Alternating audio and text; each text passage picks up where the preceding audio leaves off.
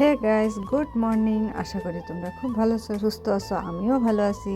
আর আজকের মিনি ব্লগটা আমি এখান থেকে স্টার্ট করলাম। দেখো, সকাল সকাল উঠে কিন্তু প্রথমে ভাবলাম ঘরটরগুলাই আগে মুছে নিই।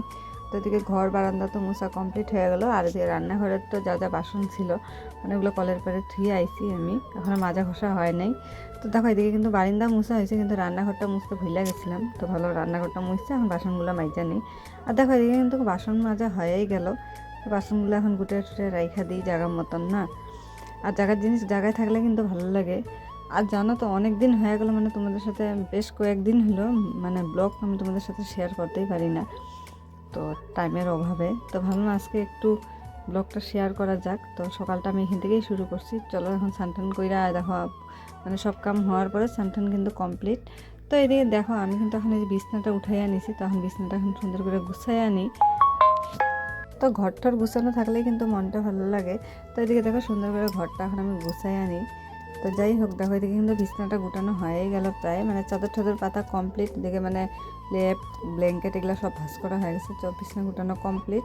তো ভাবলাম এখন ঘরটা ঝাড়ু দিয়ে দিই পরিষ্কার করে, যেহেতু ঘর তো 10 বার ঝাড়ু দিলেও লেত্রা তো থাকেই, তো পরিষ্কার যতই করি না। তো যাই হোক, দেখো এদিকে কিন্তু বারান্দাটাও এখন ঝাড়ু দিয়ে নিতেছি, যে ঘর তো ঝাড়ু দেওয়া কমপ্লিট হয়ে গেছে, তো বারান্দাটা সুন্দর করে ঝাড়ু দিয়ে নিই। তো চলো, সকালের কামগুলো শেষ ফটাফট তাড়াতাড়ি হলে কিন্তু খুব ভালোই লাগে। তো চলো, আমার তো ওইদিকে দেখো ঘরটার গোছানো সব কমপ্লিট হয়ে গেছে। তো আমি সোজা এসে গেলাম রান্না করতে। আর আমি কিন্তু রান্না প্রায় হয়েছে, অনেকক্ষণ হয়েছে বসানো। তো ওইদিকে কিন্তু আমার ভাতটা আমি নামাইয়া নিছি, ভাত হয়েই গেছে। তো সকালের কিছু মানে ভাবলাম একটু ভাত করা যাক আর একটু সবজি করি সকালের জন্য। তো এদিকে সব মানে সবজি মিশাল করে কাইটে নিছি নিরামিষ একটা সবজি বানানোর জন্য। দেখো, আমি কিন্তু সবজিটা বসাইয়া দিলাম, তেজপাতা আর শুকনো লঙ্কা পাঁচফোড়ন দিয়ে বসাই দিলাম। আর কিচ্ছু দিব না, হলুদ লবণ দিব, দিয়েই নামায়া নিব। আর এদিকে দেখো, লবণ দিয়ে দিলাম পরিমাণ মতন, হলুদও দিয়ে দিব।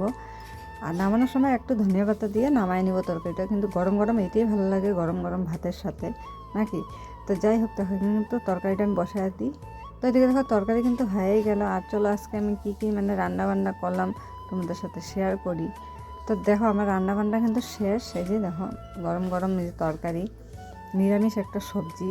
আর দুপুরের কী কী রাঁধছি, তো এই যে মেটে চচ্চড়ি বানাইছিলাম। আজকে মেটে চচ্চড়ি বলে খাবে, তো বুড়ুরা বলতেছিল বানা একটু, তো ওই জন্য আমি বানাইছি। আর এদিকে পাঁপড় ভাজছি দুপুরের জন্য। আর এদিকে স্যালাড বানাই আনিছি, গাজর টমেটো তারপর পেঁয়াজ টিয়াজ দিয়া, বিট দিয়া। তো এখানে আছে একটা নিরামিষ চচ্চড়ি বানাইছিলাম। আর করছিলাম মিষ্টি কুমড়া, একটু বটি করছিলাম। তো কুমড়াটা এতই মানে ভালো ছিল, দেখো কুমড়া বটি করতে যায় কুমড়া গইলা গেছে।